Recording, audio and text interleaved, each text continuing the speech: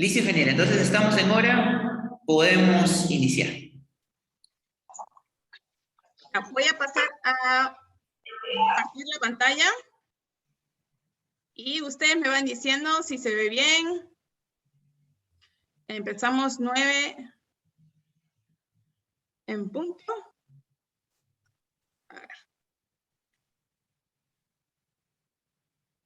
Ahí me avisa si se está viendo correctamente. ¿Todo bien? Así es, ingeniera. Ya se ve. Genial.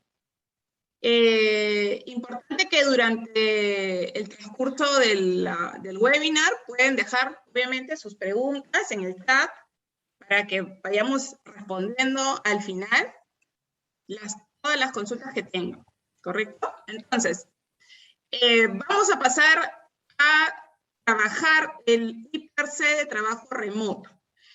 A diferencia de otros puestos de trabajo que se realizan dentro de una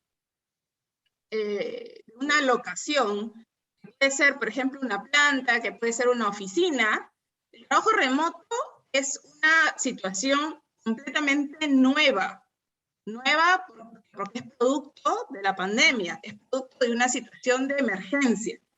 Y relacionado a eso es justamente un puesto que ha salido a raíz de esta pandemia, ¿correcto? Entonces, hay muchas cosas o hay muchas situaciones no previstas que obviamente no han sido manejadas porque no hay todavía un conocimiento previo de esto. Y obviamente, aunque el teletrabajo es la situación que más se le acerca, no termina completamente de completar la figura, ¿correcto? Entonces, el trabajo remoto, a diferencia del teletrabajo, es un trabajo que no solamente está relacionado, y lo vamos a ver, a los medios virtuales o los medios tecnológicos, ¿no? Por eso se llama teletrabajo. A diferencia del trabajo remoto, el trabajo remoto va a abarcar muchas más opciones, solamente el uso de la tecnología. Y eso es algo importante que tienen que conocer y que tienen que entender. Entonces, el trabajo remoto, si existe la posibilidad, por ejemplo, ¿no? Hay una empresa que hace bolsas de tela, por ejemplo, ¿no? Y hay una jovencita que lo que hace es pasar el cordón que ajusta la bolsa, estas bolsitas que se utilizan mucho para el pan, así, y ella se encarga de ese servicio. Pero como está gestando, se le remite a su domicilio para que pueda desarrollar esa misma actividad en su domicilio. Se le llevan los materiales y esa persona sigue realizando esa actividad. Eso es posible de hacer, pero eso no sería teletrabajo, eso es trabajo remoto. Lo mismo pasa si nosotros, por ejemplo, tenemos una abogada que tiene que revisar algunos documentos o que tiene que revisar algunos files y llevamos los files o le proporcionamos el material para que ella pueda realizar la actividad en su domicilio donde esté llevando el aislamiento. Entonces, este trabajo remoto justamente tiene que ver con esa situación de estar en el domicilio o estar en algún lugar donde yo pase el aislamiento. Bajo esa figura es que se creó el trabajo remoto. Es importante entenderlo, es importante diferenciarlo. No solamente es el trabajo que yo hago. Si me ayudas, por favor, porque hay algunos micros prendidos. Ayúdame, por favor. Enzo. Ya. Yo estoy. Entonces, básicamente el trabajo remoto no está limitado a los medios tecnológicos. Eso es básicamente lo que tenemos que entender, ¿no? Para poder avanzar y poder identificar cuáles pueden ser los peligros, cuáles van a ser los riesgos, y establecer cuáles van a ser mis medidas de control. ¿Correcto? Entonces, sí les pediría que por favor apaguen los micros, porque si no se acopla, y hay que respetar el tema del sonido en la sala, ¿correcto? Ok, entonces, esta es una línea de tiempo de lo que es la lectura de la legislación, cómo ha ido evolucionando, y yo me quiero detener en un decreto supremo que salió sobre el 002, que nos ha ayudado muchísimo para la elaboración de nuestro IPC. Entonces, este DS002, si lo recuerdan, es un DS que nos orientó sobre cómo elaborar el IPC con algunos requisitos mínimos que legalmente son fiscalizables. Eso es importante entenderlo, porque cuando yo elaboro el IPER, ya no solamente tengo que ver mi metodología de la organización, sino también tengo que considerar estos requisitos mínimos, ¿no? Porque algunos dicen, ay, que estos requisitos son muy pocos, y para algunos les parece mucho, pero estos son lo mínimo que debemos considerar cuando hacemos un IPC. Entonces hay 7 requisitos que se tienen que considerar cuando yo lo elaboro. La razón es que estos requisitos nos ayudan para que nuestro análisis sea menos subjetivo y sea más objetivo, o sea, producto de una información determinada. Y eso es algo importante porque luego esa matriz IPER, que es una matriz que nos ayuda para la toma de decisiones a todo nivel, es algo que ya vengo mencionando varias veces. Cuando ustedes quieren tomar decisiones con respecto inclusive a los presupuestos de este 2022, tienen que remitirse a la matriz IPER y a toda la curva de aprendizaje que ustedes obtuvieron durante el 2021, proyectándose a lo que vendrá para el 2022. Por ejemplo, si yo voy a tener personas que van a estar en el trabajo híbrido, que se le llama ahora, que es un trabajo mixto entre el trabajo remoto y el trabajo presencial, eso también debe estar sustentado dentro de mi IPER por el puesto de trabajo que va a realizar ese trabajo mixto. Lo mismo pasa cuando yo voy a realizar solamente, la empresa, por ejemplo, en algunas organizaciones han decidido ya ese puesto pasarlo al trabajo remoto.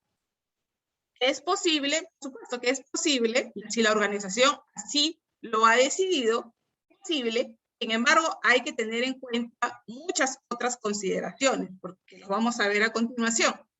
Y también, obviamente, para el trabajo presencial. Entonces, la norma no dice, el decreto supremo 002 no dice, bueno, en el caso del IPER para el trabajo remoto, no se van a considerar estos 7 requisitos mínimos. Eso solamente es para el trabajo presencial. No lo dice en ningún lado, entonces, por ende, yo también tengo que hacer mi análisis considerando estos 7 requisitos para mis puestos que están ahora trabajando de una forma híbrida o de una forma completamente remota, ¿correcto?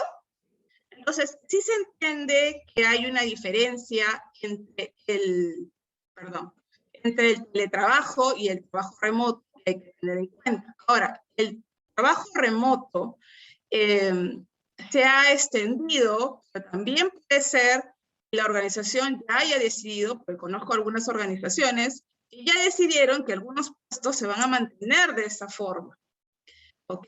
Pero tendrán que tener en cuenta, como les digo, muchas otras salvedades que todavía no están completamente reguladas. Todavía no hay suficiente legislación con respecto al trabajo remoto y eso es algo que ustedes tienen que entender.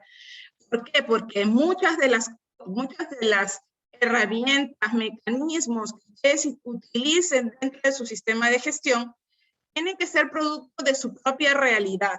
O sea, no hay tanta legislación como para tener en cuenta todas las cosas que podrían suscitarse dentro de ese puesto de trabajo. Entonces eso lo tienen que entender, eso tiene que estar bien clarito. Hay muchas opciones que ustedes van a tener que decidir producto de la organización y del conocimiento que hayan tenido durante este 2021-2020, en el caso de algunos 2021, y lo que se venga en el 2022, o lo que decidan en el 2022, considerar como ese tipo de trabajos, ¿correcto?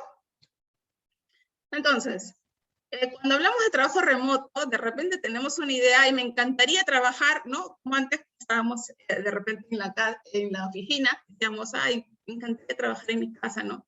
Tengo esta idea del trabajo remoto, ¿no? Ese es mi trabajo remoto soñado, ¿no? Ese es lo que pensamos, ay, sí, que me encantaría trabajar desde cualquier lugar, podría trabajar, ¿no? ¿Cuál es en sí es la realidad? La realidad es que en muchos casos, trabajar remoto lleva muchos desafíos, ¿no?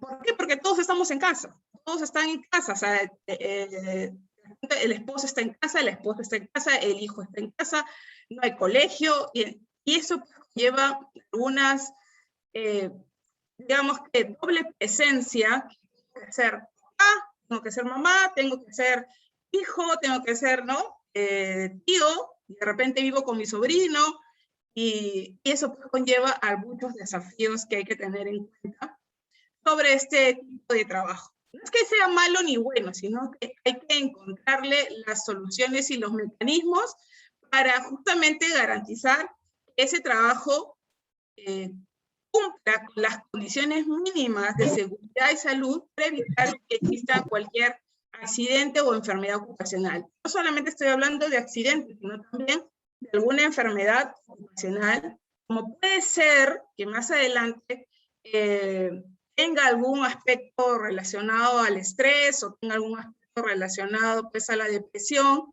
que es lo que se viene, y no vamos a poder tapar el sol con un dedo diciendo de que no hay una afectación, hay mucha afectación.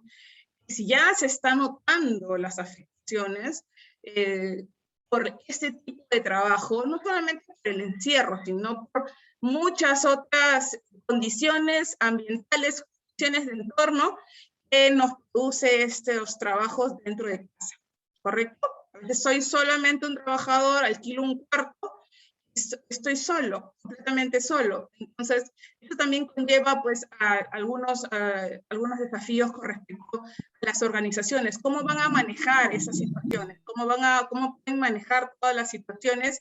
Si son situaciones que se dan de la puerta para adentro, o de repente si la familia sufre algún tema de violencia, eso también son condiciones que van a afectar la productividad, que van a afectar a las organizaciones.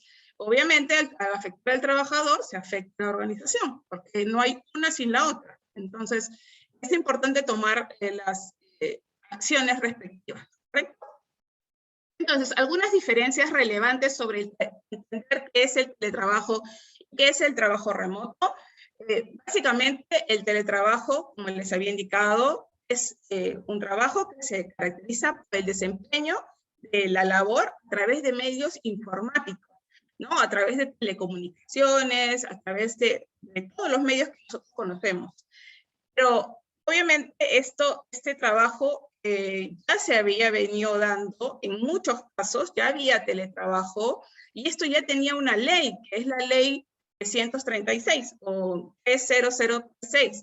Esa ley de alguna forma reguló el trabajo, pero se diferencia del trabajo remoto, porque el trabajo remoto llegó justamente con esta emergencia sanitaria mediante un decreto de urgencia, y luego se consideró un decreto supremo, que es el número 010-2020-R, que regula un poco el trabajo remoto, no en todos los aspectos.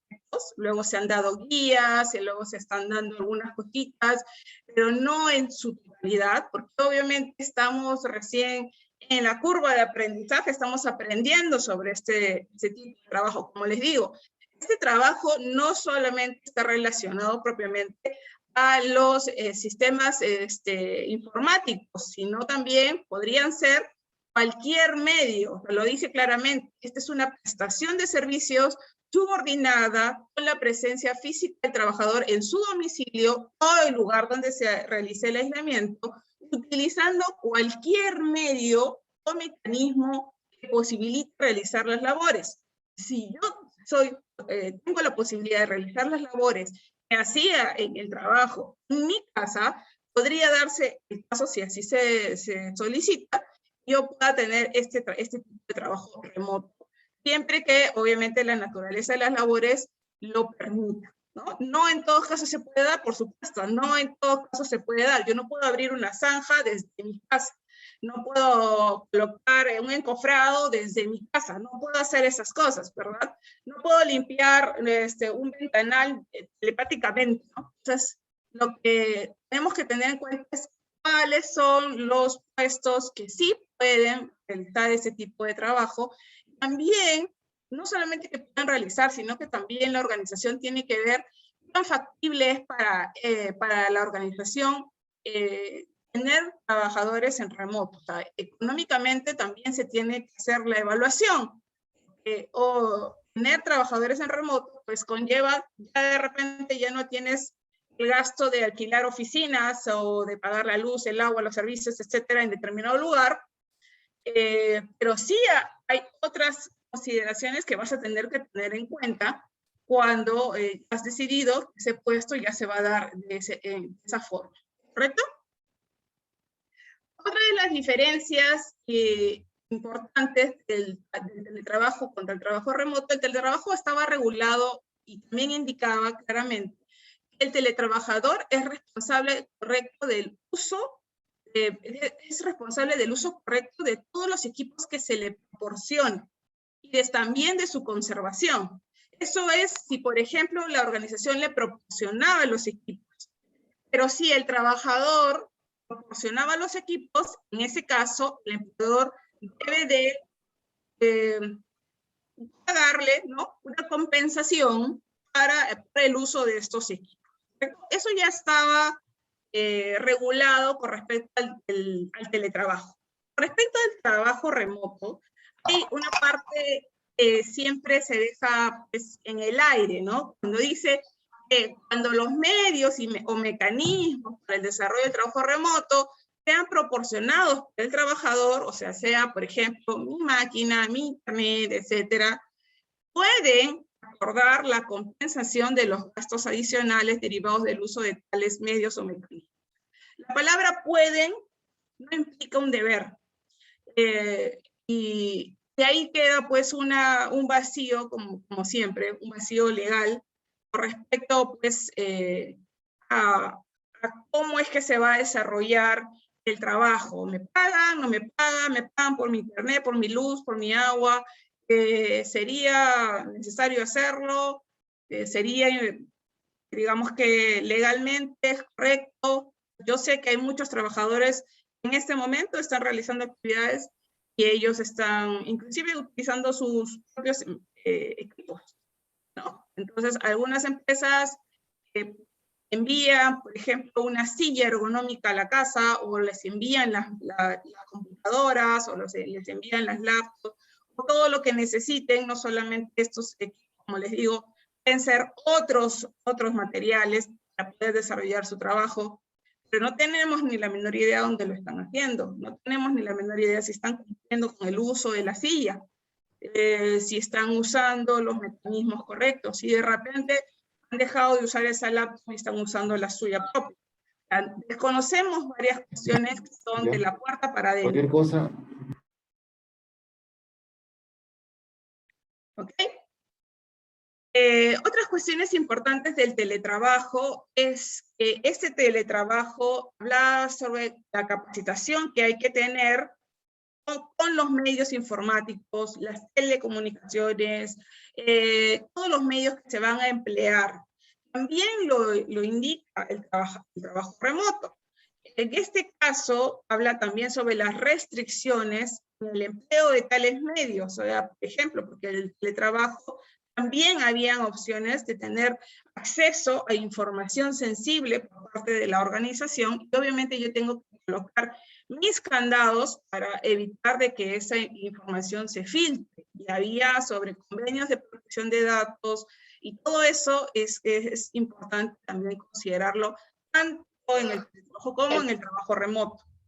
También en el teletrabajo se hablaba sobre la protección a la maternidad, al periodo de lactancia de la teletrabajadora, respetar los derechos de intimidad, privacidad, etcétera, de las comunicaciones, respetar el derecho a la libertad sindical y garantizar los derechos de de los trabajadores todo lo que sea vinculado a seguridad y salud en el trabajo. Eso ya lo decía el teletrabajo, ¿no? Ahí está en el artículo 6 del Decreto Supremo 017/2005, que es el reglamento de la ley. Ahí se indica cuáles son estos requisitos para realizar el teletrabajo. En el trabajo remoto, es importante indicar que si yo soy una abogada bajo ciertas condiciones laborales, esas mismas condiciones contractuales se mantienen en mi trabajo remoto. ¿Correcto? Entonces no hay variación alguna respecto a que yo vaya a hacer ese trabajo. No hay, digamos que, una disminución sobre mis condiciones laborales. Eso es importante recordarlo, ¿no? Es importante recordar porque en muchos casos se ha sabido de que hay empresarios, bueno, como ya vas a trabajar desde tu casa, entonces voy a considerar algunas otras condiciones o voy a cambiar las condiciones, y esa medida, esa figura está yendo en contra de lo normativo, ¿no?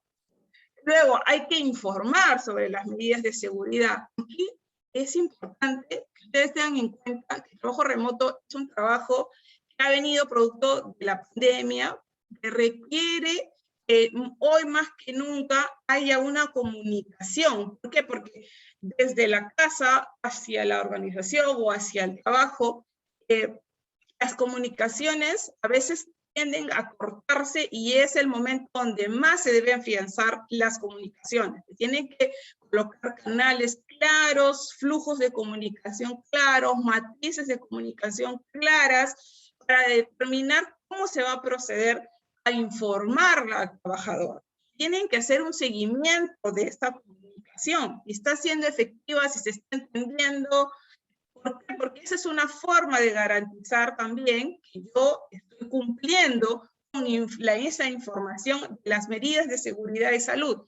¿Cómo han comunicado, por ejemplo, los trabajadores que van a remitirse al trabajo remoto por un tiempo determinado? ¿Cómo han hecho esa comunicación? ¿Esa comunicación existe? ¿Ese documento existe? ¿O simplemente le dijeron, bueno, sí, ándate a tu casa, desde tu casa vas a trabajar? Eso no se puede dar. Tenemos que comunicar mediante un documento que el trabajo se va a pasar a otra modalidad, al trabajo remoto o al trabajo híbrido, dependiendo. Y ese documento tiene que tener fecha de inicio, fecha de término. ¿Por qué? Porque necesitamos tener, si se puede alargar, sí, por supuesto, haces otro documento donde alargas el tiempo. Va a depender de lo que se decida dentro de la organización. Es importante documentar, es importante tener esos documentos. ¿Okay? Yo al final del webinar les he considerado, o sea, vamos a colocar los anexos, en total son 8 anexos que he estado trabajando al día de ayer, con respecto a que puedan simplemente llenar y tengan en cuenta esos documentos. Puede ser que no les apliquen todos los anexos.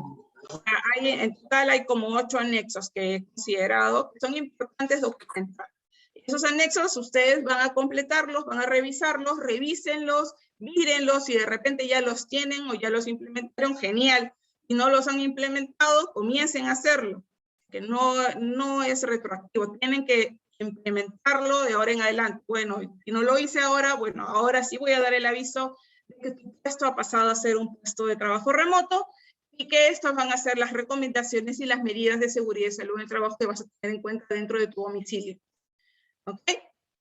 Comunicar al trabajador la decisión es importante, y este es un flujo de comunicación. Por ejemplo, el empleador debe comunicar esta modificación a través de un soporte físico, que significa que se lo doy como un documento, o a través de un soporte digital, medio social, correo electrónico, extranet, aplicación de mensajería, redes sociales, hasta por WhatsApp se lo puedo enviar siempre y cuando esta persona me permita hacerlo.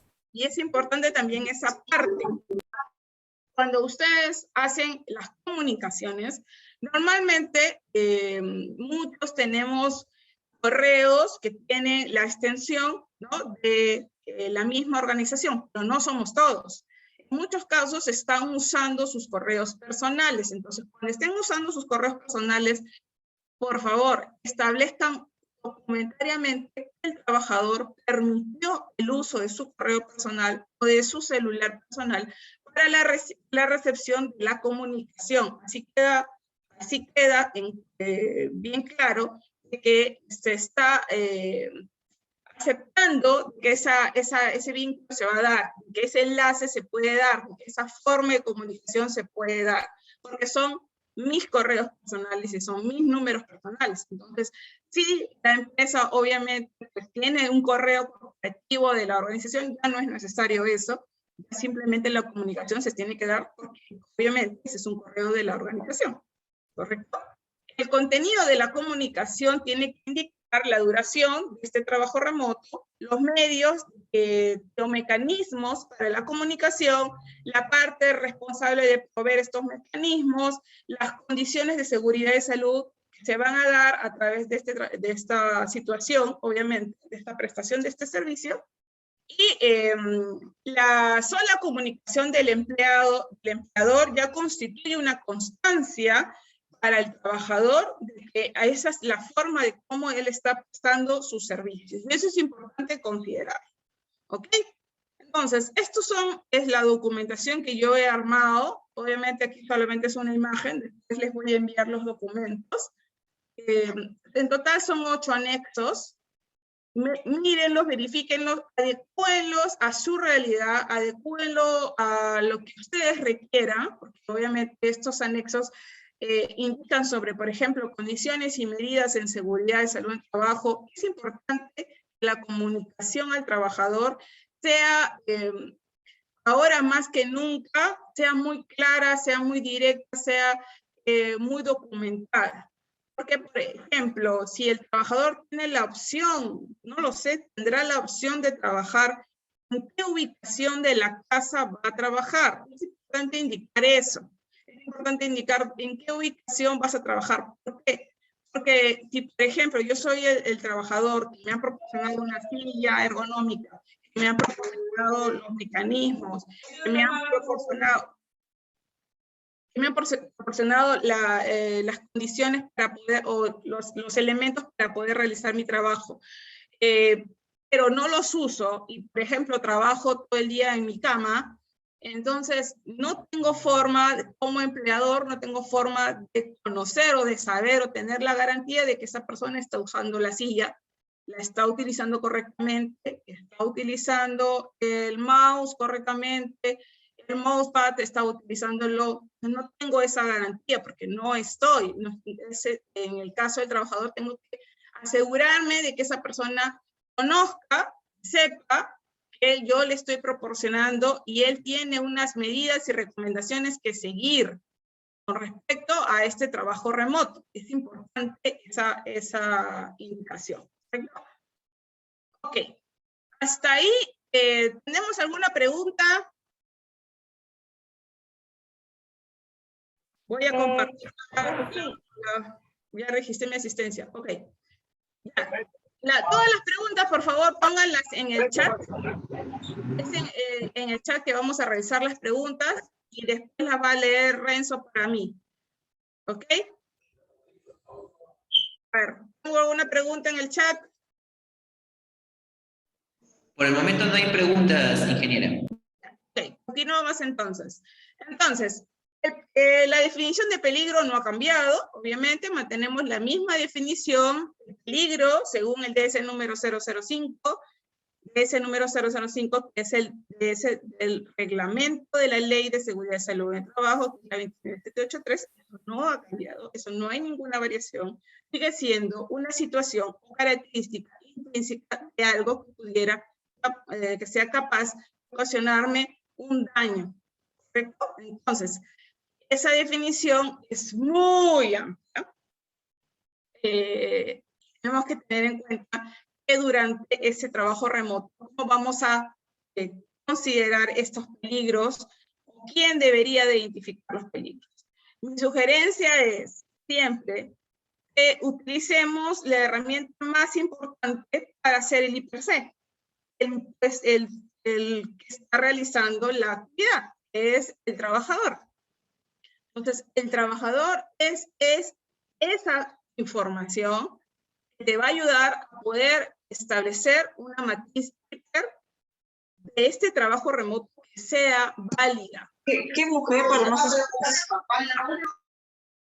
Si es sobre lo que uno se imagina del trabajo remoto, forzosamente no siempre se va a dar así la realidad. Uno se imagina el trabajo remoto, pues que tiene todo a la mano, que está todo ordenado, que tiene la situación de una forma amplia, que tiene iluminación, que tiene tantas cosas, pero no forzosamente va a ser así en todos los puestos. Entonces, un trabajador te puede dar una idea clara de cuáles pueden ser los peligros dentro de su entorno y también de su propio trabajo. Por ejemplo, cuando yo identifico un peligro, que obviamente conocemos que los sentidos son la vía por donde yo identifico los peligros, pero no es la única vía. Por ejemplo, un peligro biológico, como el SARS-CoV-2, es un peligro que no se ve, no se huele, no lo puedo tocar, ¿no? Entonces, ese tipo de peligros necesitan otro tipo de identificación, otra forma de identificación. Sé que existe, mediante los análisis, puedo verlo en microscópico, ¿no? Entonces, lo mismo pasa con algunos gases, con algunos otros peligros que pueden ocasionarnos daño. Pero normalmente los peligros se ven por las vías de entrada, que es la vista, el oído, el tacto. Una vez que yo ya he identificado que estoy ante un peligro, ya reconozco que estoy ante un peligro, paso a identificarlo. Es un proceso en el cual yo localizo y reconozco que existe un peligro y puedo definir sus características. Por ejemplo, puedo tener un peligro que puede ser una sobrecarga de trabajo. En estas situaciones de pandemia, he escuchado mucho la palabra, ahora trabajo más cuando trabajaba en mi oficina. Porque al menos cuando trabajaba en mi oficina, llegaban las 5:30, 6 de la tarde, y en ese momento pasaba a desconectarme y llegaba a casa, pero ahora como estoy con la laptop, y si por ejemplo comencé a hacer algo, que a las 10 de la mañana comenzó a llorar mi hijo, y no había nadie que me ayude, entonces tengo que ir a atenderlo, y como regreso, eso obviamente recae en minutos que no hice la labor, y entonces considero que debo de quedarme unos minutos más, y esos minutos se transforman en horas, y al final termino conectándome a la medianoche recién. O hay algunas personas que me dicen, yo la verdad es que hago lo mínimo durante la mañana, y en la noche, cuando ya todos están durmiendo, aprovecho para trabajar.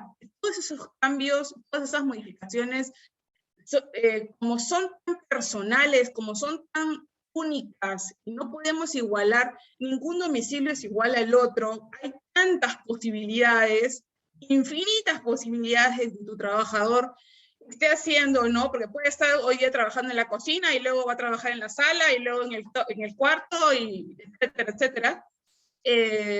¿Cómo controlarlo? ¿Cómo hacemos eso para poder establecer algo validero? Y es que justamente debes de poner las reglas de una forma claras para el trabajador. El trabajador tiene que entender que durante el trabajo remoto, obviamente, hay una responsabilidad de su parte de que debe de ubicar un lugar en su domicilio donde esta persona va a trabajar. Y no solamente es porque así yo lo considero, sino porque es para protegerlo.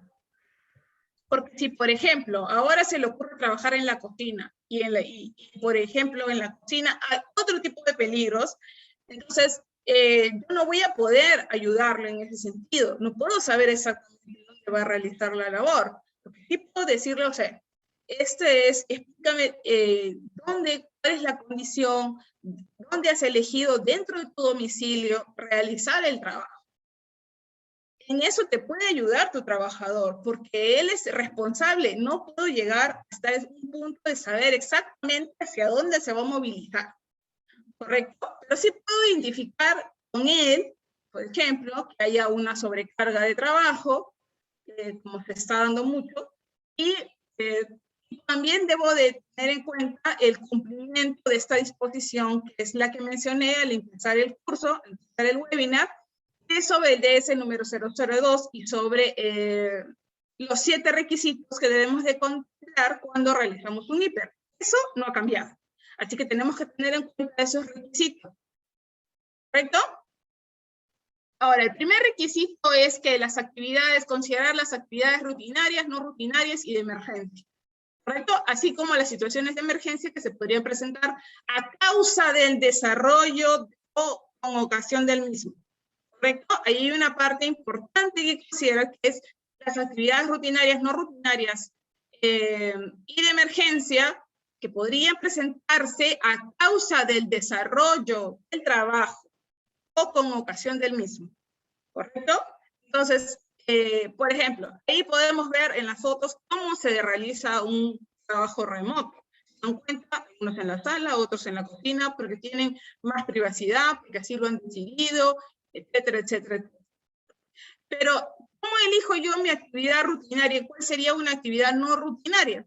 Cuando estoy en campo es sencillo, ¿no? Una actividad rutinaria podría ser pues, que yo haga una limpieza de rutina de todos los días, y cuando haya una parada de planta hago una limpieza más profunda con otros equipos, y en ese caso ya estoy hablando de una actividad no rutinaria. Pero en el caso del trabajo remoto, no forzosamente van a haber actividades que no sean rutinarias. Yo he considerado que es un trabajo de generar informes, o un trabajo administrativo, o un trabajo de realizar balances, etcétera, es mi tarea, pues podría ser una actividad no rutinaria. No, ojo, forzosamente no van a haber actividades siempre no rutinarias. ¿Okay? Podría darse el caso en que solamente la actividad se dé de forma rutinaria y no por eso está mal. Podría darse el caso que solamente se dé en algunos casos las otras posibilidades, o sea, la no rutinaria y la situación de emergencia. Eso no se da para todos. Hay que evaluar, hay que comenzar a evaluar.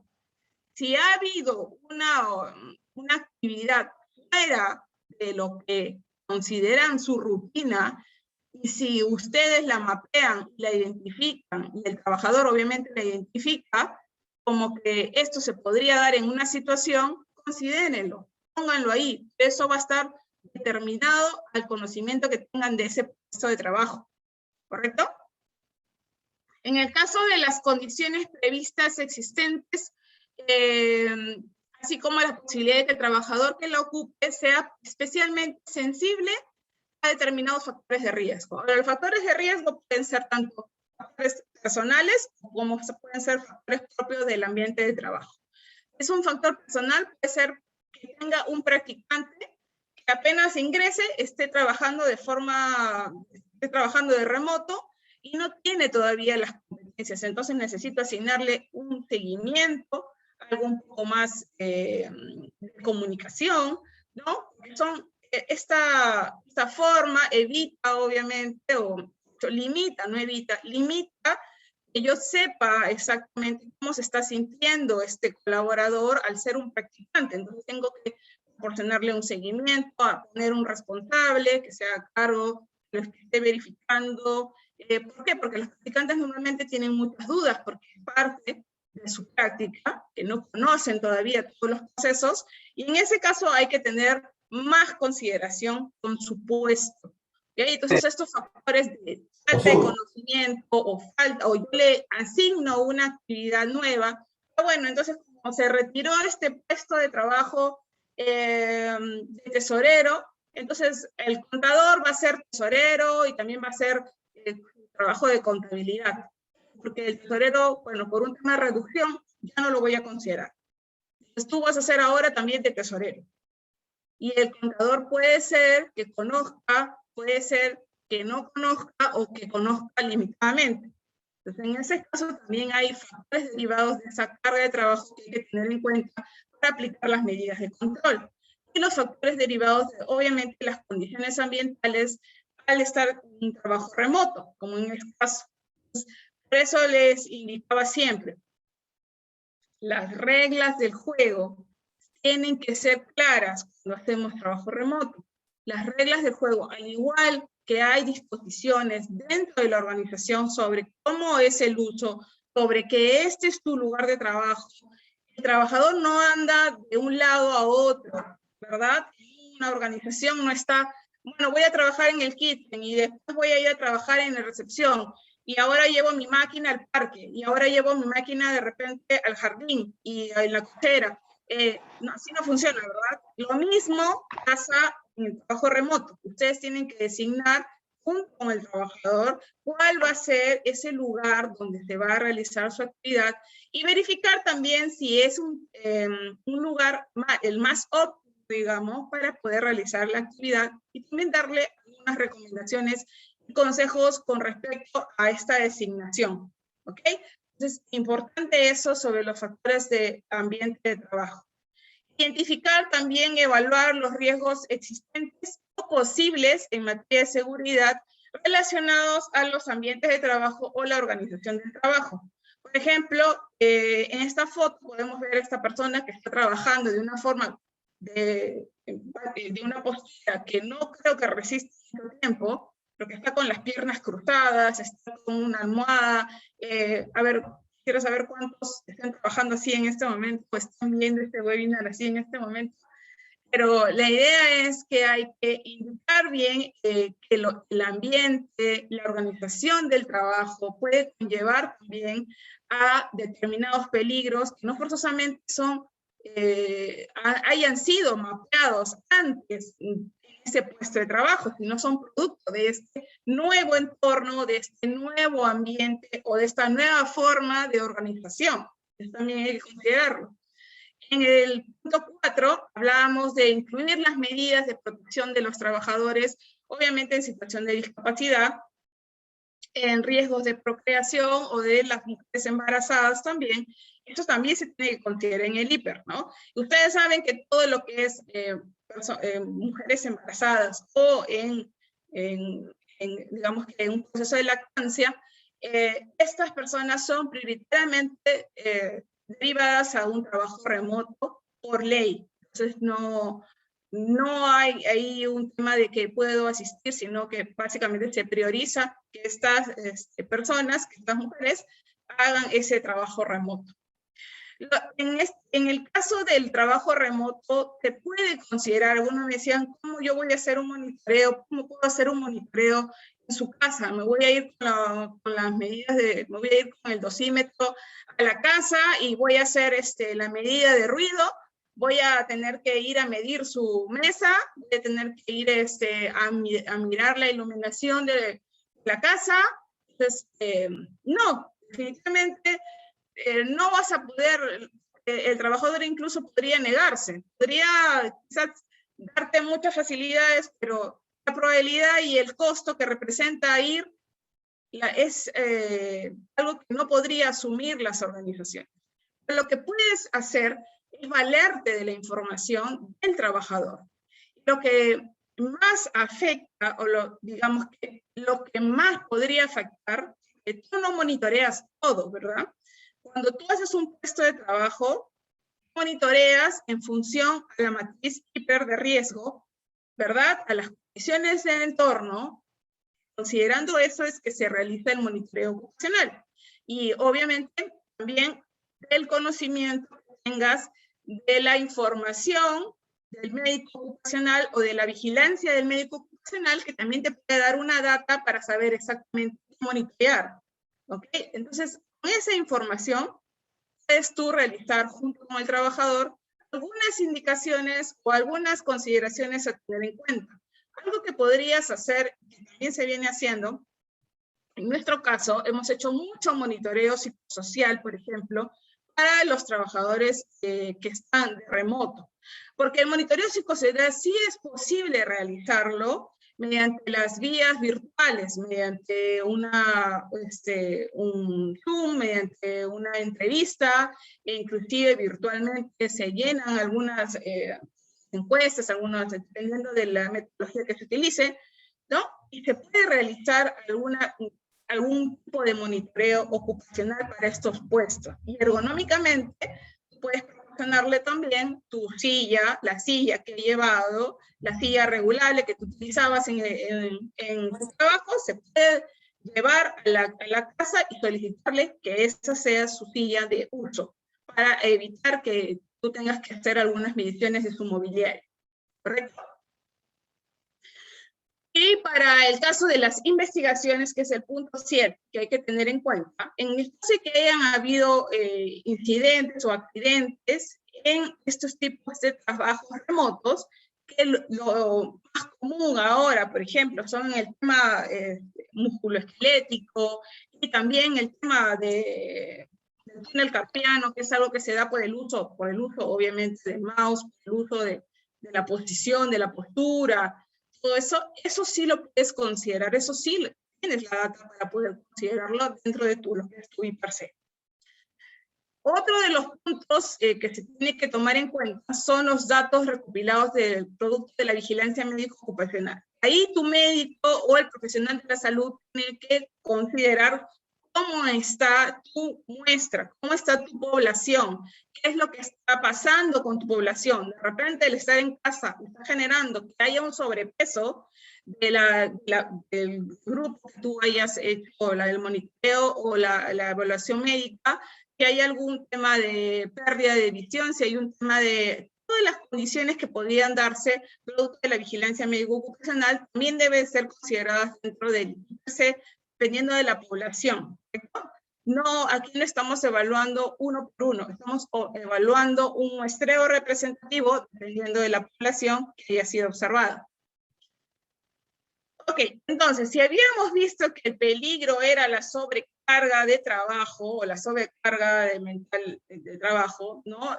El riesgo, ¿cuál podría ser? El riesgo es, obviamente, que la persona esté bajo un cuadro de estrés o un cuadro de depresión de repente, ¿no? Porque el riesgo se considera una probabilidad de que ese peligro se materialice en determinadas condiciones y genere daño. Cuando estamos hablando de estrés, estamos hablando de daños, ¿ok? Porque el estrés en alguna medida, no es que sea malo, siempre que hablamos de estrés, ay, estoy estresado, pero el estrés en alguna medida es aquello que nos puede salvar. Entonces, hay unas medidas, hay medición para poder saber, pero cuando ya sobrepasa los niveles, entonces estamos hablando de que puede tener algunas repercusiones, ¿no? Como por ejemplo, puede ser que te tiemble el ojo, que tengas algún problema de que tengas alguna irritación o de repente alguna parálisis o de repente que te duela mucho la cabeza o que te duele mucho el cuello. Entonces ya eso ya te está dando una alerta, te está indicando ciertas cosas, hay que descansar, hay que tomar las pausas, etc.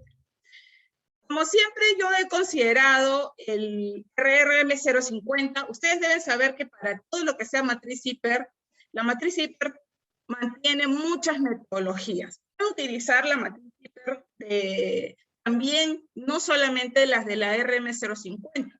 Puede ser que la metodología sea a partir de una matriz corporativa, que es la que se use. Recuerden que hay formatos referenciales que nos da la RM 050 y 3 metodologías referenciales sobre cómo elaborar una matriz hiper. Yo utilizo normalmente la metodología número 2 porque creo que es una metodología que nos da cierta información rica, que también me ayuda para poder tener una alerta de qué debo de considerar o qué tengo que evaluar en razones de probabilidad y en razones de severidad. Entonces, esta metodología no es solamente la que pueden usar ustedes la que tengan, la que normalmente usen. Lo importante es que ustedes establezcan bien claro cuál sería la probabilidad, cuál sería la severidad, cómo establecer esos controles. Por ejemplo, en la metodología número 2, establece una probabilidad basado en un indicador de personas expuestas, basado en un indicador de procedimientos existentes, basado en un indicador de formación, capacitación, y basado en un indicador de la exposición que tengan de ese tipo de trabajo, ¿no? Entonces, considerando esos indicadores, es que yo llego a un valor de probabilidad. Recuerden que el riesgo está relacionado a un valor. El riesgo es un valor. Si el riesgo no fuera un valor, no podría ser disminuido. Entonces, el valor del riesgo, que es lo que me importa, el valor me importa porque ese es aquel que tengo que disminuir, salió 25, entonces estoy volando mi riesgo, entonces digo, ¿cómo podría bajarlo? Entonces establezco medidas de control para poder hacer que ese trabajo se pueda realizar sin daños. ¿Okay? Entonces, dentro de esta metodología se habla sobre valoración, obviamente, del índice de personas expuestas basado en valores, ¿no? Si tengo de 1 a 3 personas expuestas, le pongo 1. Si tengo de 4 a 12 personas expuestas, le pongo 2. Si son más de 12 personas expuestas en ese mismo puesto de trabajo, ojo, entonces le pongo 3. Normalmente cuando estamos hablando de trabajo remoto van a tener valoraciones de 1. El trabajo remoto, pues normalmente pues en la casa solamente hay una persona, ¿no? O un trabajador. Ahora, cuando hablamos de índice de procedimientos existentes, hay que tener en cuenta qué tenemos con respecto al trabajo remoto. ¿Qué procedimientos tenemos con respecto al trabajo remoto? ¿Tenemos suficientes procedimientos? ¿No tenemos nada? Normalmente es que no tenemos nada, no existen procedimientos, porque esto es algo nuevo en muchos casos, y acá hay que ser lo suficientemente veraz, se puede decir, ¿no? Honesto, porque si no tengo, pues lo hago, no pasa nada, pero tengo que definir si es que hay algún procedimiento que regule este tipo de trabajos para este puesto, ¿ok? Luego también tengo que ver si tengo indicadores de formación, tengo indicadores de capacitación relacionados también a este puesto de trabajo, y lo mismo pasa si este trabajo se realiza de forma rutinaria o esporádicamente. Eso también me define mi índice de exposición al riesgo. ¿Okay? Una vez que yo ya tengo todos estos valores, lo que hago una tablita donde digo todos los valores están aquí, y todos están basados en un valor que es del 1 al 3. Lo mismo pasa con la severidad. La severidad está relacionada a la lesión que podría tener y si esa lesión me va a causar alguna incapacidad. Entonces, dependiendo del daño, si es reversible o si es irreversible, también existe esta valoración mediante esta metodología. Y así, con esta severidad y esta probabilidad, llegamos a este cuadro. Entonces, en este cuadro está tanto la severidad, está la probabilidad relacionada a los indicadores que yo les mencioné, y el índice que yo voy a colocar de los valores que van del 1 al 3.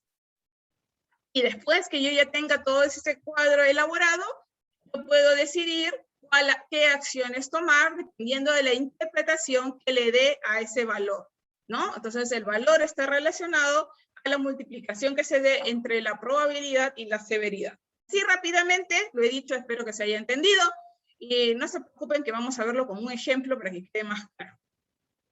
¿Ok? Entonces, también se establecen medidas de control basados en los trabajos remotos. También se debe de evaluar estas medidas de control. La medida de control, como bien saben, sigue una jerarquía de medidas de control que va desde los controles más rígidos hasta los controles más blandos. Como a veces hay alguna confusión entre los controles que son rígidos y los controles que son blandos, siempre cuando tengan alguna duda respecto a si esto es algo rígido o es algo blando, siempre pónganse a pensar, depende del trabajador el uso. Si ese control depende del trabajador, no es rígido, no es un control duro y no es un control, digamos, que tenga mucha eficacia, porque obviamente al depender de la persona, estoy dependiendo de su actitud frente al uso de este control, ¿correcto? Siempre pregúntense, ¿este control depende de alguien? Si depende de que el trabajador quiera o no quiera, entonces es un control de tipo blando. Entonces empezamos con la eliminación, luego sustituimos, luego los controles de ingeniería, luego los controles administrativos y los equipos de protección personal. Importante siempre considerar, mientras haya los controles, obviamente, que vayan más hacia la fuente, van a ser los más efectivos y van a ser, obviamente, los que tenemos que priorizar si fuera el caso. Por ejemplo, tengo un peligro, que es la falta de tiempo, por el control y la falta de control de ritmo de trabajo, hay un aumento en la intensidad y ritmo de trabajo, ¿no? Este es un peligro que ya lo detecté y como riesgo he considerado que hay un riesgo psicosocial porque puede haber una exigencia psicológica en este trabajo que, digamos que ha generado que a esta persona le falte el tiempo, no organice bien el tiempo y pues se sienta pues estresado, se sienta pues, bueno, colapsado por el trabajo, ¿no? Entonces, si yo considero mis controles, de acuerdo a la jerarquía de control, debería considerar, por ejemplo, que se elimine el trabajo. ¿Es posible eliminar el trabajo? ¿Es posible decirle, ya bueno, como esto es un peligro para ti, te lo quito? La probabilidad de que tú puedas hacer eso no se podría dar, porque en todo caso eliminas el puesto y ya la persona se queda sin trabajo, y no es el sentido. ¿Correcto? Puedo sustituir el trabajo, bueno, como ese trabajo es demasiado para ti, lo sustituyo por otro, bueno, ahora te vas a dedicar a pintar, entonces eso no afecta tu estrés, va a generar estrés. Eso es posible, probablemente no sea posible porque no está dentro del proceso, porque impide el desarrollo, etc. Quizás en algún sentido podría darse el caso.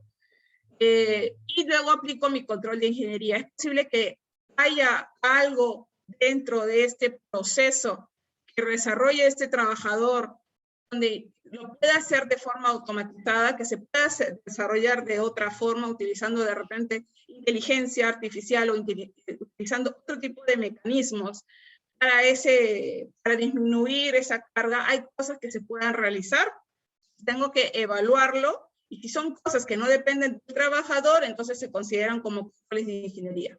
Y finalmente mi control administrativo, que puede ser obviamente establecer rutinas, establecer priorización de información o priorización de trabajo, establecer ritmo de trabajo y hacerle el seguimiento, tener un control sobre los tiempos y ver dónde se están yendo los tiempos, si realmente es el trabajo o son las capacidades del trabajador, si son las capacidades y esto podría aprenderlo de otra forma o podría capacitarse, hay que proporcionar obviamente todas las capacitaciones para que ese trabajador pueda realizar la actividad sin estresarse tanto.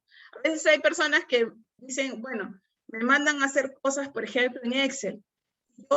Mi conocimiento en Excel es básico. Entonces me mandan a hacer tablas que me llevan toda la jornada, Entonces ahí la organización tiene que intervenir, tiene que decir, bueno, okay, necesito trabajar más sobre esta actividad, este programa, entonces tengo que capacitar a esta persona en ese programa para que pueda ser más eficiente y se estrese menos.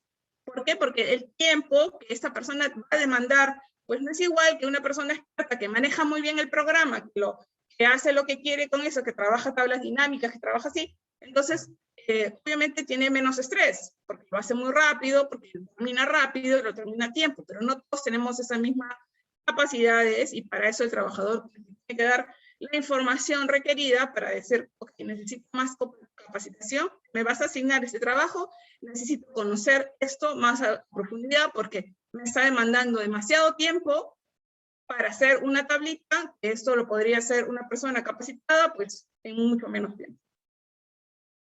¿Correcto? Entonces, esas cuestiones se tienen que conocer. Entonces, vamos a trabajar sobre un puesto, acá creo que falta información, pero bueno, el puesto es de un consultor, que trabaja en casa, ¿no?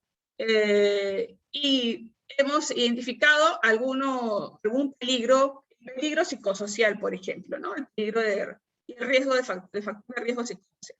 Entonces, mi lugar de trabajo va a ser el domicilio, mi puesto de trabajo va a ser el trabajo del consultor, de trabajadores de la empresa, el proceso es un proceso de consultoría, la actividad es las labores en PC o en laptop, y la tarea es la elaboración de informes. Este trabajo se realiza de forma rutinaria y hay un factor de riesgo detectado que es el psicosocial. No hay un requisito legal que aplique y sí se han considerado las evaluaciones de riesgo, porque sí se realizó un monitoreo psicosocial y sí se han considerado la investigación de accidentes o enfermedades ocupacionales, habiéndose detectado que no se ha dado ninguna respecto a ese puesto de consultor. Entonces, cuando yo establezco mi tipo de peligro, yo digo, mi tipo de peligro es el psicosocial, el peligro es que hay una sobrecarga laboral, que hay una comunicación ineficaz de la organización, o hay una comunicación ineficaz y hay una organización inadecuada de las actividades o de las asignaciones de la tarea. Eso me produce estrés y la lesión posible es que haya un deterioro de la condición mental o cognitiva del trabajador y que haya obviamente un síndrome de burnout que más adelante pudiera darse el caso, ¿no? Establezco nuevamente mi jerarquía de control. Entonces digo, ¿es posible eliminar esto desde la fuente? No es posible. ¿Es posible sustituirlo? No es posible sustituirlo. ¿Hay algún control de ingeniería? No hay ningún control. Entonces considero mi control administrativo. Digo, mi control administrativo he considerado, para empezar, mis pausas activas. ¿Esto hizo algo? Bueno, de ahí comienzo a evaluar, ¿no? Mi índice de personas expuestas, mi índice de procedimientos existentes, mi índice de capacitación y mi índice de exposición. Entonces, evalúo de acuerdo a la tabla que ya les mostré anterior, estoy utilizando la metodología número 2 de la RM 050-2013, y establezco mi suma de probabilidad, lo multiplico por la severidad y encuentro que mi índice de riesgo ocupacional es de 18. Con lo cual digo que esto es un riesgo significativo y que tengo que aplicar otras medidas de control porque esta pausa activa no es suficiente. ¿Correcto? Entonces lo que estoy haciendo es una evaluación de mi riesgo, de mi peligro psicosocial que puede ocasionar un riesgo a la salud del trabajador. ¿Correcto? Entonces, aplico otras medidas de control adicionales a lo que ya tengo. Y estas están desarrolladas o relacionadas a los controles administrativos. Yo digo, bueno, entonces voy a dar una capacitación sobre el manejo del estrés. Al él manejar su estrés, va a sentirse más liberado. Una capacitación en comunicación asertiva. Voy a implementar un programa de bienestar emocional y salud mental. Voy a hacer una planificación adecuada de actividades en reuniones iniciales y voy a hacer un seguimiento de estas actividades. Entonces, mediante estos controles administrativos, vuelvo a hacer la medición, vuelvo a evaluar y encuentro que mi probabilidad ha bajado a 4 y a mi severidad sigue siendo 2 y luego la multiplicación me da 8 y hay un riesgo que ya no es significativo. Con lo cual, este puesto de trabajo puede seguir desarrollándose de forma normal. Otro ejemplo que les he colocado acá, el mismo consultor que hace el trabajo remoto, pero en este caso hay un factor de riesgo ergonómico. No hay requisito legal de repente que le aplique y considero resultados de evaluaciones de factores de riesgo, sí voy a hacer un monitoreo ergonómico, lo voy a hacer en conjunto con el trabajador y considero los resultados de investigación, sí los he considerado, pero no ha habido mayor enfermedad ocupacional producto de este puesto de trabajo. El tipo de peligro es ergonómico, el peligro es que hay un mobiliario inadecuado, la superficie no es la adecuada para situar todos los elementos que de mi trabajo, ¿ok? La pantalla, el teclado, los documentos, o de repente es una superficie inestable y no permite adoptar una postura cómoda. En ese caso, considero que mi riesgo es la sobrecarga postural debido al trabajo sentado y hay una posible lesión que puede ser la lumbalgia o los dolores musculares. Entonces, hago otra vez mi control, mis medidas de jerarquía de control y establezco que el control administrativo es lo que me va a aplicar y yo he considerado que hay ejercicios de relajación muscular, pausas activas cada 60 minutos, un control de esas pausas activas mediante notificación, un uso de una silla ergonómica y hay una autoinspección del área de trabajo previo a la actividad. Todo eso lo valoro dentro de mis indicadores y establezco que la probabilidad en este caso es 6, que la severidad en este caso es 1, con lo cual mi índice de riesgo ocupacional es 6, por lo cual no es significativo y ya no necesito establecer otras medidas de control. ¿Correcto? Ok. Importante, cuando yo considere el trabajo remoto, hay que establecer primero y comunicar el horario de trabajo a toda la familia. Eso es un trabajo en conjunto porque ustedes tienen que comunicar los trabajadores deben de comunicar cómo funciona, cómo va a funcionar el trabajo remoto para mí. No, voy a estar en casa, entonces por lo tanto tengo que establecer y comunicar. Para eso se tienen que establecer entre las personas que están en la familia cómo es que se va a desarrollar. Mantener la limpieza de los artículos electrónicos, el área de trabajo. El área de trabajo debe facilitar la posición de la pantalla, del mouse, del teclado, ¿correcto? Revisar mi instalación eléctrica. En una casa algunos dicen, bueno, y si me lo ejecuto, sí, pero la posibilidad de que te puedas electrocutar, entonces siempre existió. No solamente porque trabajas remoto, sino porque vives ahí y debes preocuparte porque tus conexiones eléctricas sean seguras y estén en buenas condiciones. Verificar que haya una iluminación, el ruido, que obviamente no sea excesivo, para poder evitar las interrupciones, aunque, bueno, eso también es algo a veces más complejo, pero sí, situarte en al menos el lugar de tu domicilio donde tengas mejor iluminación y mayor privacidad. Evitar tener bebidas o de repente comer durante el trabajo, no lo harías en tu trabajo, tampoco lo deberías hacer acá. Identifica, libera obstáculos en las áreas de trabajo y obviamente por cada 50 minutos no te olvides de tus pausas activas, porque finalmente en el trabajo remoto, como siempre, el responsable de tu seguridad eres tú mismo. Y eso es algo importante que debes de recordar siempre. Y deben recordarlo también a sus trabajadores. Ok, muchísimas gracias. Hemos terminado. A ver, Francisco, si me ayudas, tenemos algunas preguntas que resolver. Francisco, Sí. Renzo, si Hola, me ingeniera, ayudas. ¿qué tal? ¿Cómo estás? Sí, hay unas Hola. preguntas aquí en el chat que he recogido. Tenemos una pregunta de Cristian Ramírez. Él indica, el trabajo remoto es una condición por la pandemia. ¿Hay una norma que indique que se deban dar las condiciones de trabajo, como brindar sillas ergonómicas, mesas, etcétera? Sí, por supuesto. El DS-010. Las condiciones de trabajo es como si tu puesto de trabajo tienes las mismas responsabilidades como empleador. O sea, lo único que has cambiado es la locación, pero tu responsabilidad como empleador no ha variado. Sigue siendo tú un responsable, ¿no? Entonces, si dentro del trabajo se requiere el uso de la silla ergonómica, que es probablemente la misma silla que él usaba en el trabajo, pues hay que brindarse, hay que facilitarle las condiciones para que ese trabajador no tenga ninguna, no pueda pasar alguna enfermedad o alguna afección. Excelente. Augusto Vergara nos hace un comentario. Dice, sé que cada lugar es diferente, pero si queremos profundizar sobre los riesgos que pueden haber en lugares de trabajo como cocinas o algún tipo de equipos o maquinarias, ¿qué libro nos podría recomendar? Libro sobre el tema. Bueno, hay mucha normativa española con respecto a los trabajos, al teletrabajo, que llaman allá, ¿no?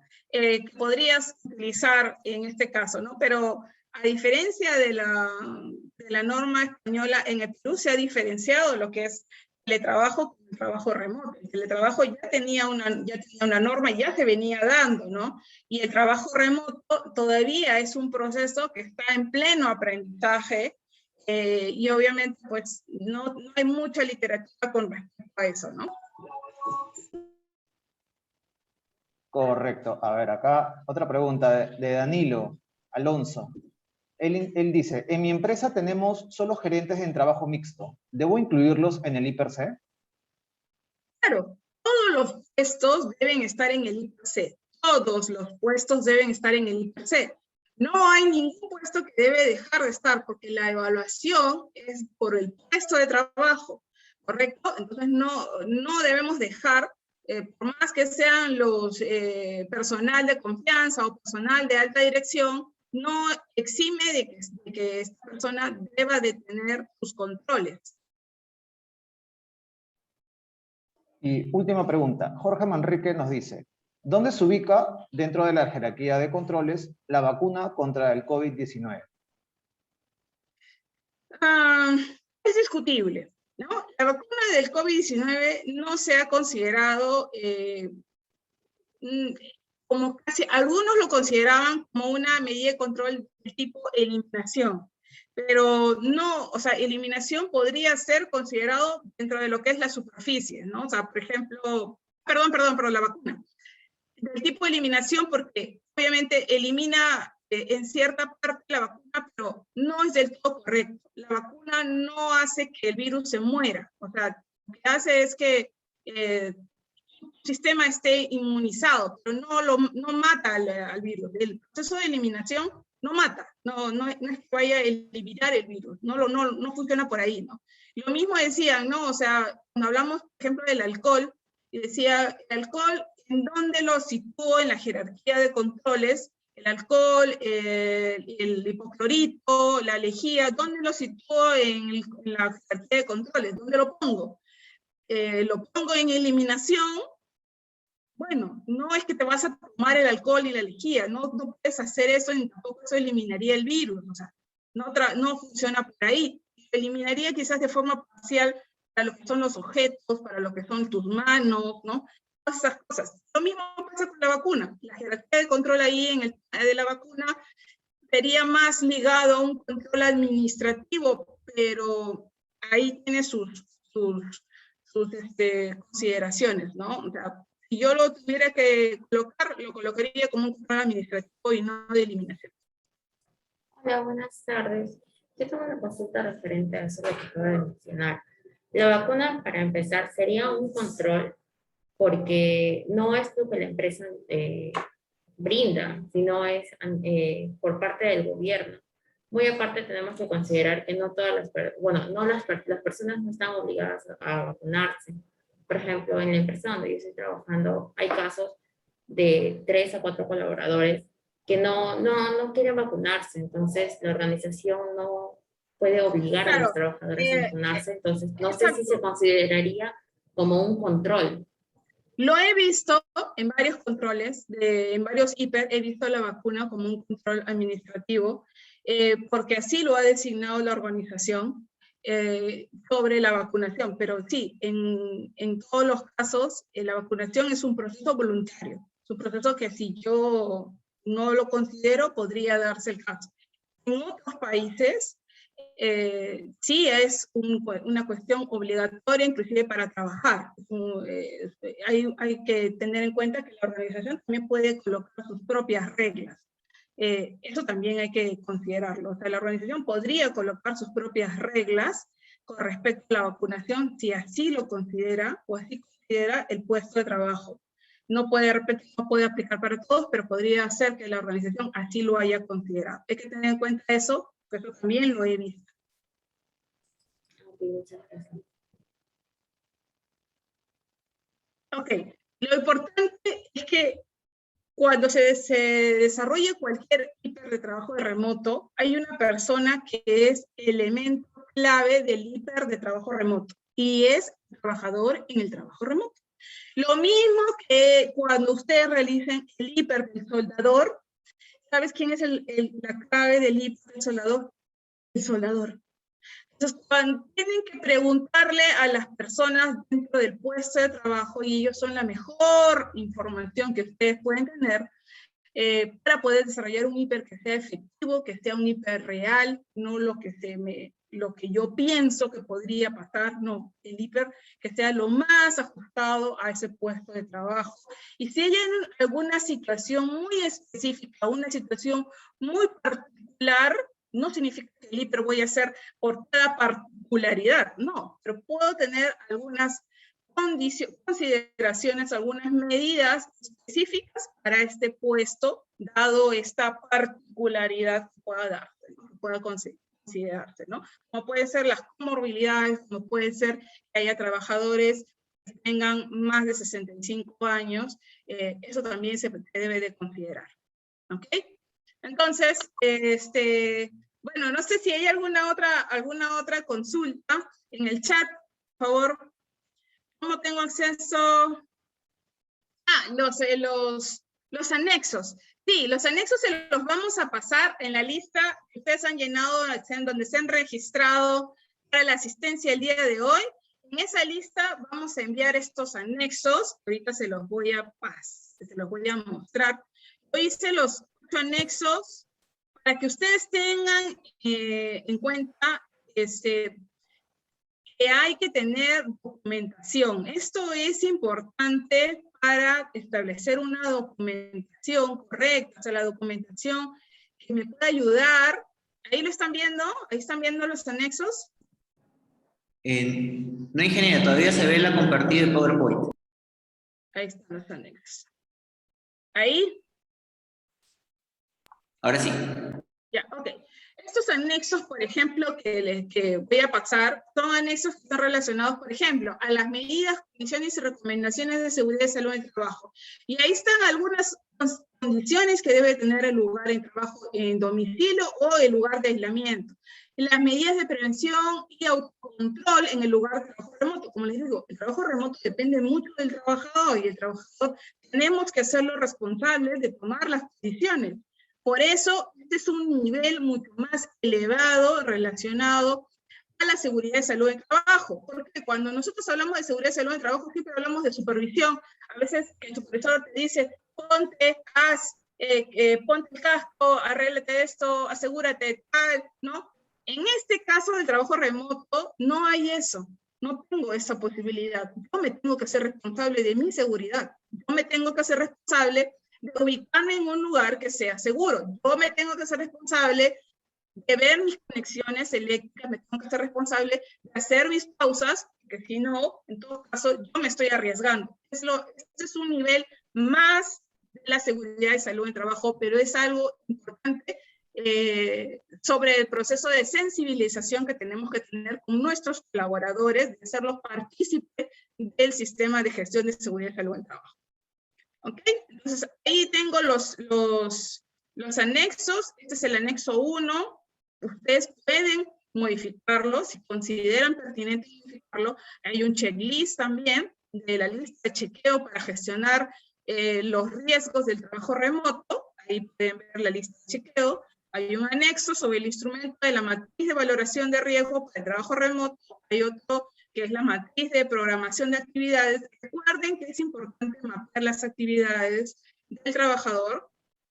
Instrumento para la formación de la comunicación electrónica del trabajo remoto, que ya lo mencioné. Hay una matriz de seguimiento para las actividades que fueran a realizarse, y hay una matriz de reporte de asistencia según la modalidad. ¿Correcto? Entonces, con estos documentos, ustedes quieren aplicar 1, 2, 3, dependiendo de lo que ustedes consideren pertinente. Esto les puede ayudar un poco para regular mejor la parte de la evidencia. Hay un seguimiento a estos trabajos remotos, ¿no? A la seguridad y la salud en el trabajo. Correcto, ingeniera. Bueno, muchas gracias. Gracias también, Renzo, por habernos apoyado con el tema de las preguntas. Solamente quiero utilizar estos últimos 5 minutos para toda la gente que nos estuvo preguntando también por interno si estas capacitaciones tienen algún tipo de certificación. Estas capacitaciones son básicamente informativas, chicos, pero el 30 de noviembre está saliendo ya la edición de IPERC con certificación como curso de especialización técnica. Están abiertas todavía las inscripciones, las preinscripciones están en un precio un poco más cómodo incluso que las inscripciones al finalizar, así que espero que lo puedan aprovechar. En el chat van a estar colocando también nuestros números de contacto, los números del equipo comercial de QHC.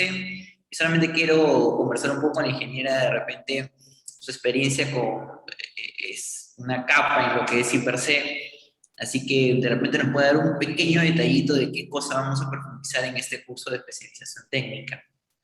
Bueno, en el curso de especialización técnica ustedes van a poder ver todas las metodologías, no solamente las 3 metodologías, sino metodologías relacionadas, ya más estandarizadas a otros países inclusive, relacionadas al IPERC. Van a poder hacerle el seguimiento, cómo se identifican los peligros, pero mediante instrumentos, ¿correcto?